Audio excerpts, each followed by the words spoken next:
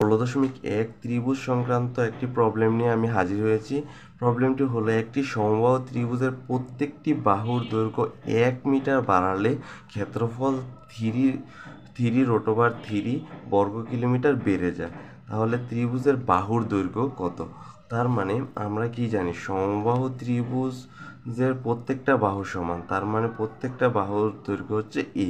তাহলে এটা যদি একটা সমবাহু ত্রিভুজ হয়, তাহলে এই জায়গায় আমার বলছে যে সমবাহু ত্রিভুজের বাহুর দৈর্ঘ্য বেড়ে গিয়ে তার ক্ষেত্রফল হয়ে যায় 1 মিটার বেড়ে গিয়ে, এটার দৈর্ঘ্য হচ্ছে 1 মিটার।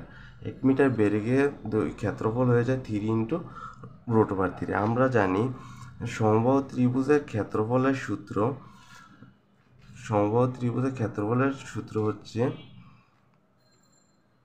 √3/4 তো যেহেতু এটা হচ্ছে এবিসি ত্রিভুজের ক্ষেত্রফল, এবিসি ত্রিভুজের ক্ষেত্রে যদি এইটার ক্ষেত্রে আমরা চিন্তা করি, 1 মিটার বাড়ানো হলে 1 মিটার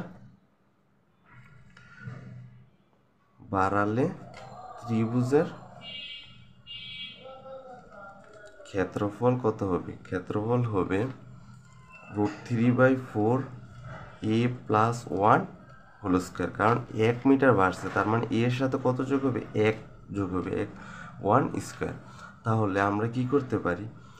√3/4 প্রশ্নমতে আমরা লিখতে পারি, প্রশ্নমতে কি লিখতে পারি? √3/4a+1² মাইনাস √3/4a² ইকুয়াল হচ্ছে 3√3। কেন এটা লিখতে পারি? কারণ বলছে যে সমবাহু ত্রিভুজের ক্ষেত্রফল বাহুর দৈর্ঘ্য 1 মিটার বাড়ালে ক্ষেত্রফল 3√3 বেড়ে যায়। তাহলে এত থেকে এত আমার যদি 1 মিটার বাড়ালে ক্ষেত্রফল থেকে যদি আমি নর্মাল ক্ষেত্রফলটা বিয়োগ করি, তার মানে যতটুকু বাড়বো ওই মানটা আমরা এখানে লিখতে হবে। তাহলে আমরা √3 উভয় পক্ষ থেকে √3 আমরা কি করব? কাটা দিতে পারি বা √3 দ্বারা উভয় পক্ষকে ভাগ করে পাই। √3 দ্বারা উভয় পক্ষকে ভাগ করে পাই, তাহলে a+1² ডিভাইড বাই হচ্ছে 4 মাইনাস √3a² ইকুয়াল হচ্ছে 3। উভয় পক্ষে √3 দ্বারা ভাগ করে পাই।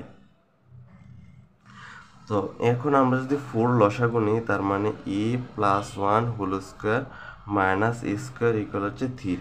তার মানে আমরা যদি লিখি